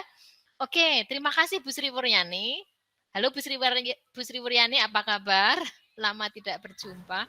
Oke. Halo Bu Ima, alhamdulillah kabar baik, lama nggak berjumpa. Monggo. Terima kasih. Bu Wur, tadi pertanyaan dari Bu Wur, bagaimana cara mengatasi ketika banyak anak yang melanggar kesepakatan? Oke. Baik, berarti keyakinan kelas, kesepakatan kelas juga sudah dibentuk. Namun mungkin memang ya namanya juga anak-anak ya melanggarnya secara berjamaah. Nah, ketika anak-anak sebentar saya tak tertawa dulu. Namanya juga anak-anak ya. Bapak Ibu, kalau memang anak-anak itu melanggarnya secara bersama-sama, mereka itu kompak ya. Kompaknya itu dalam hal melanggar kesepakatan yang telah mereka yakini, ya. Kita sebagai guru tadi di awal seperti yang saya sampaikan tadi, kita memposisikan diri kita sebagai guru, kita pilih ya, tentu yang paling baik adalah kita sebagai manajer. Posisi kita sebagai manajer. Nah, kemudian Bu Wuryani atau teman-teman yang lain mungkin punya permasalahan yang sama, kita kembalikan ke segitiga restitusi tadi. Karena mereka berjamaah, ya tentu saja kita hadapi bersama-sama anak-anak ini. Sekali lagi, jangan sebagai penghukum atau pembuat rasa bersalah, ya, tetapi sebagai manajer. Ya, kita kembalikan ke step-step tadi, step-step di segitiga restitusi tadi, segitiga restitusi tadi yang sudah saya sampaikan Bu Sri Wuryani. Ya, tadi yang pertama kan ada ini tadi ya, yang pertama menanyakan, menstabilkan identitas ya. Kita tanya dulu. Anak-anak kita tanya dulu. Kamu tentu punya alasan kenapa kok kamu melakukan hal ini. Nah, itu ya karena itu berjamaah banyak ya. Tentu kita tanya bersama-sama anak-anak ya. Untuk menstabilkan itu tadi, adakah cara yang lebih efektif untuk mendapatkan apa yang kamu butuhkan? Ya, mungkin pertanyaan-pertanyaan di segitiga restitusi ini bisa dilakukan dan dimodifikasi. Sekali lagi, dimodifikasi, disesuaikan dengan situasi yang kita hadapi saat itu, Bu Sri Wuryani. Ya, jadi dengan kita melakukan segitiga restitusi, karena ini berjamaah, kita luangkan waktu kita untuk melakukan interview dengan mereka. Jadi kita lewati tahap-tahap segitiga restitusi tadi sampai pada tahap yang terakhir, yaitu menanyakan keyakinannya kembali. Mungkin demikian, Bu Sriwur. Ya, terima kasih Bu Ima. Kemudian ini saya menambahkan sedikit aja. Bagaimana menghemat waktu untuk mengatasi hal tersebut itu. Terima kasih. Oke. Oke.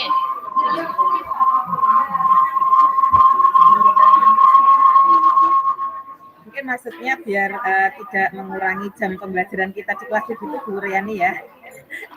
Oke, baik. Terima kasih Bu Riani. Tadi ada step-stepnya yang sudah saya sampaikan tadi ya. Ketika kita menerapkan restitusi tadi, jika kita memang tidak punya waktu yang cukup untuk melakukan interview, kita bisa melakukan intervensi 30 detik. Intervensi 30 detik itu apa? Kita memberikan beberapa pertanyaan kepada siswa. Nah, ada di YouTube ya. Apa mungkin saya berikan contohnya ya intervensi 30 detik ini? Bapak Ya, Ibu, saya izin share ya sebentar. Ya. Bu Ani, saya tak izin share screen ya Bu Ani ya. Bentar.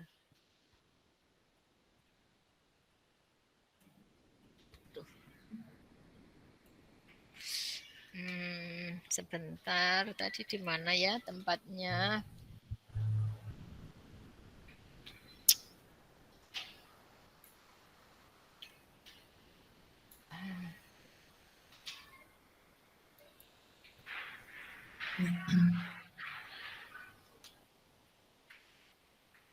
Saya di sini tadi alamatnya. Bentar. Wah, alamatnya saya cari dulu.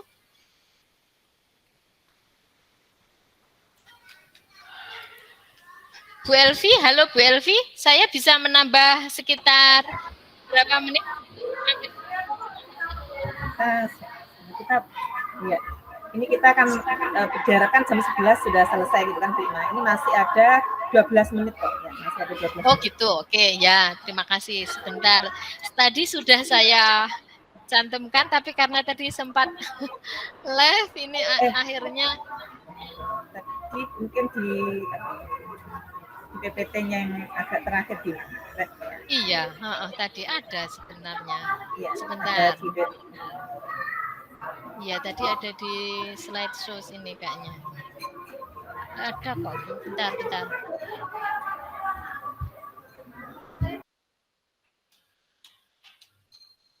Tadi sudah saya pin, tapi karena tadi sempat terpental, akhirnya hilang. Sempat nge-lag. Ini, iya.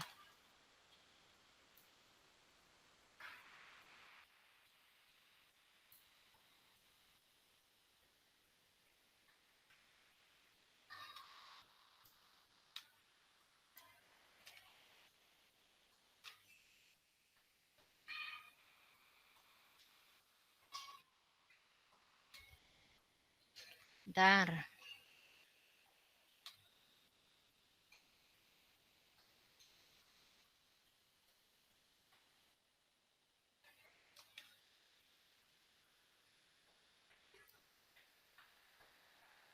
So our sales team is using a different CRM when I joined about 2.5 years ago.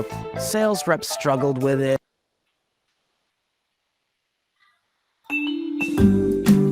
Bapak Ibu, ini adalah salah satu contoh intervensi 30 detik yang kita lakukan ya. Yang mungkin Assalamualaikum warahmatullahi wabarakatuh. Hai, nama saya Nurul Huriah. Saya berasal dari SDN Susuka 07 Pagi, Ciracas, Jakarta Timur. Di sini saya akan membicarakan tentang salah satu pendekatan seorang guru, yaitu intervensi atau campur tangan 30 detik. Intervensi atau campur tangan 30 detik adalah salah satu cara untuk mendisiplinkan anak dapat memperbaiki kesalahan perilakunya sendiri dengan menggunakan intervensi 30 detik. Menggunakan intervensi 30 detik yaitu guru memberikan pertanyaan-pertanyaan yang membimbing murid untuk menyadari kesalahan perilakunya dan murid memperbaiki tanpa harus diberitahu oleh guru. Pertanyaan-pertanyaan yang digunakan dalam intervensi 30 detik diantaranya 1. Apakah yang kamu lakukan sudah benar? 2. Apa tugas kamu sekarang? 3. Kapan kamu akan memulainya? 4.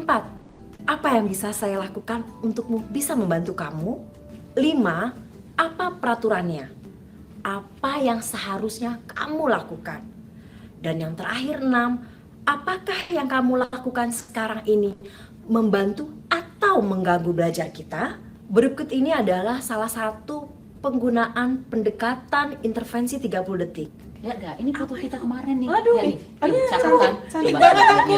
lihat kayak begini. Nih, Kurus ya aku, kelihatan kurus banget. Aduh, ya ampun. Apakah yang kamu lakukan sudah benar? Maaf Bu, saya ngaku salah. Oke. Apa tugas kamu sekarang? Harusnya Belajar. belajar Bu. Belajar Bu. Kapan kamu siap akan melakukan hal itu? Kapan ya? Sekarang ya? Oke, sekarang siap Bu. Apa yang seharusnya kamu lakukan? Harusnya kami mengerjakan. Dan nggak mainan handphone. Mau bawa handphone. Terima kasih sudah menyadari. Sudah Bu. Sudah Bu. Terima kasih. Demikian salah satu pendekatan intervensi 30 detik. Ini sangat penting digunakan oleh para guru jika bertemu dengan siswa-siswa yang sedang membuat gaduh di dalam kelas. Semoga bermanfaat. Semoga kita bertemu lagi di pembelajaran berikutnya.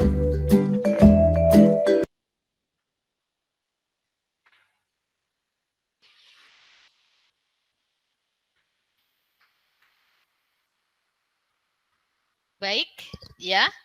Jadi demikianlah ya, tadi yang kita lihat bersama salah satu contoh intervensi 30 detik yang bisa kita gunakan ya Bapak Ibu.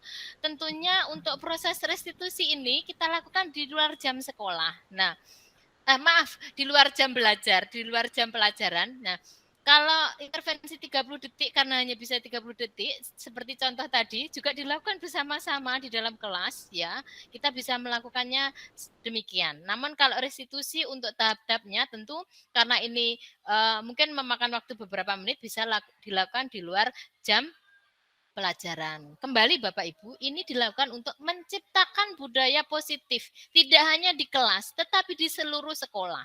Ya, di seluruh sekolah. Tapi kenapa tadi kelas-kelas kan start from the classroom karena kita sebagai teacher. Jika nanti semua kelas-kelas itu sudah melakukan secara otomatis, secara bersama-sama akan terciptalah budaya positif di seluruh sekolah itu. Oke, mungkin itu yang bisa saya sampaikan. Bu Elvi, terima kasih. Iya. Ya. Terima kasih Bu Ima. Tadi untuk intervensi 30 detik mungkin memberikan pertanyaan tapi yang menyelesaikan nanti kan anak akan secara menjawab secara spontanitas di dalam kelas mungkin kalau secara bersamaan gitu ya. Mungkin di sini ada anak 13 anak yang tidak memberikan PR misalnya seperti itu. Ya. Mungkin ini teman-teman karena kita tadi sudah ada ini waktu tinggal 5 menit. Mungkin boleh satu pertanyaan lagi. Monggo, yang mau bertanya boleh langsung raise hand jika tidak apa-apa. Kalau mungkin belum sempat ke chat room. Maaf teman-teman ini di sini saya agak bising ya, karena banyak orang. Budaya positif sepertinya memang, tadi saya lihat Bu Simpen raise hand Bu Elvi. Bu Simpen raise hand. Tadi ya, saya lihat. Oh iya, Bu Simpen monggo. ingin disampaikan. Mungkin ada yang disampaikan? Kata yang lain monggo. Mungkin selama ini kita mungkin persoalannya sama. Gimana tahu cara mendisiplinkan anak-anak tapi tanpa dengan tanpa hukuman. Jadi kita sebagai manajer memberikan kesadaran intuisi dari diri anak sendiri, menumbuhkan itu dengan caranya gimana sama kita. Bahkan di sekolah saya yang setiap hari kita itu hibahnya itu hibah anak-anak. Jadi setiap keluar kelas, aduh pusing saya di kelas ini gitu kan ya. Tapi mungkin dengan penjelasan dari Bu Ima tadi kita akan bisa banyak solusi ternyata gitu ya. Berdoa. Semua anak-anak difatihai bagi yang beragama Islam. Kuncinya dan jinak. Ya, biar jinak. Tapi ingat, yang nakal belum tentu tidak berhasil, itu yang perlu. Ya, perlu diingat, yang nakal, yang usil belum tentu berhasil. Ya, semuanya punya potensi berhasil. Bapak Ibu harus yang sabar, hatinya ikhlas dan siap menerima apapun biar tidak sakit sendiri. Ya, intinya di situ Bapak Ibu ya. Sekali lagi, pertemuan pertama di kelas menentukan pertemuan selanjutnya. Karena itu Bapak Ibu sebagai closing statement-nya, pada awal pertemuan Bapak Ibu harus membuat semenarik mungkin bagi anak-anak untuk terus mengikuti pembelajaran. Bahasa Inggris itu memang ya susah, memang ya gampang, tergantung pada pengalaman anak-anak sendiri waktu di SD. Itu. Jadi Bapak Ibu dalam membawakannya bisa menggunakan trik-trik yang disampaikan Bu Ima tadi, bisa menggunakan bakat yang dipunyai oleh Ibu Bapak sendiri, bisa mengadopsi dari teori-teori yang lain.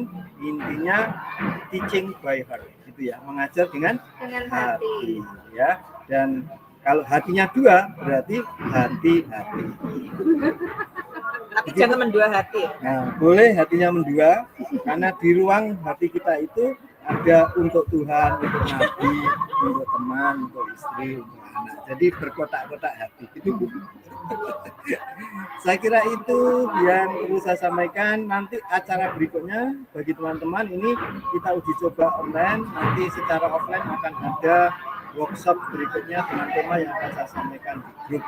Dan bagi teman-teman yang sudah di grup yang belum mengisi list seragam, dipersilakan untuk menulis seragamnya.